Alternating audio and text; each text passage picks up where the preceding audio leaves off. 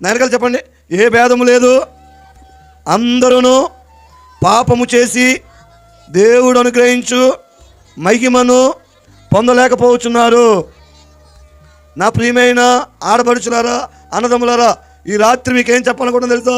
మానవుడు పాపము చేసి దేవుడిచ్చే దీవెనలు పొందలేకపోతున్నారు.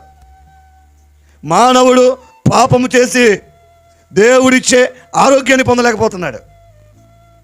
మానవుడు పాపము చేసి దేవుడిచ్చే ఉద్యోగాలు, దేవుడిచ్చే పిల్లలు, దేవుడిచ్చే ఆ యొక్క క్షేమము పొందలేకపోతూ ఉన్నాడు. ఆ మాటకు వస్తే మీకు నిజం చెప్పనా, భూమి మీద ఉన్న అనేక మంది, కోటాని కోట్ల రూపాయలు సంపాదించుకున్న అనేక మంది పాపము చేసి దేవుడిచ్చే దీవెనలు పొందలేక ఆత్మహత్యలు చేసుకుని చచ్చిపోతున్నారు, చంపేసుకుంటున్నారు. శాంతి లేదు, సమాధానం లేదు, ఎప్పుడు జగడాలే, ఎప్పుడు కేకలే, ఎప్పుడు అరుపులే. అందుకే దేవాతి దేవుడు ఈ లోకానికి, మానవుడికి శాంతి, సమాధానము, సంతోషాన్ని ఇచ్చి పరలోకానికి తీసుకెళ్ళడానికి దేవుడి లోకానికి మానవుడిగా వచ్చాడు. బైబిల్లో చాలా చక్కని ఒక మాట ఉంటుంది.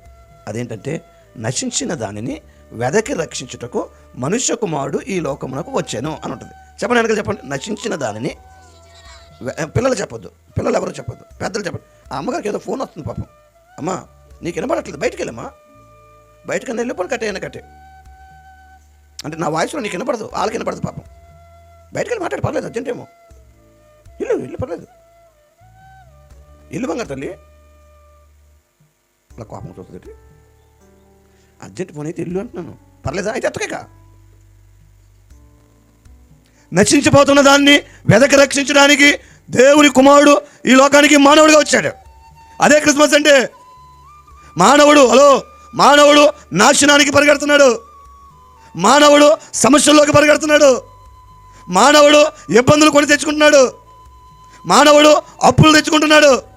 అందుకే బైబిల్లో చాలా స్పష్టంగా ఏమైనా ఒక మాట రాయబడి ఉంటుందో తెలుసా అండి? చూడండి, మీ దగ్గర బైబిల్ ఉంటే చూడండి, లేకపోయినా వినండి. మత్తయి సువార్త 1వ అధ్యాయము 21వ వచనంలో, మత్తయి సువార్త 1వ అధ్యాయము 21వ వచనంలో దేవదూత యోసేపుతో చెప్పి ఒక మాట చెప్తుంది. యోసేపు భయపడకము, యోసేపు